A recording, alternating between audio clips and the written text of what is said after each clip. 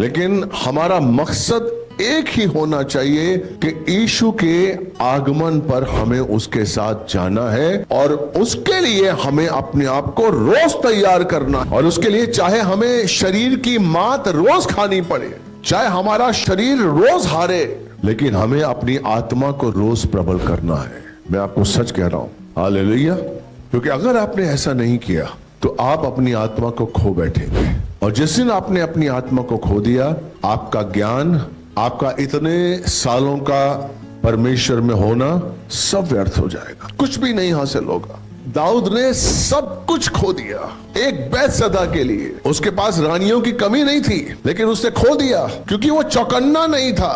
उसे सोचा मैं राजा बन गया हूं, अब मैं कुछ भी कर सकता हूं, अब मैं अपनी, मेरी जो कर्तव्य है, मेरी जो ड्यूटीज हैं, उससे मैं पीछे हट सकता हूं। बाइबल में सबसे ज्यादा भजन संहिता लिखी, इतना बड़ा ज्ञानी शैतान के बहकावे में आ गया क्योंकि वो चौकन्ना नहीं था। यहाँ पर क्या लिखा हुआ, सांझ के समय जैसे ही दाऊद अपने पलंग से उठकर छत पे गया तो उसने देखा कि एक औरत नहा रही है, और वो नहाती हुई छत से दिखी।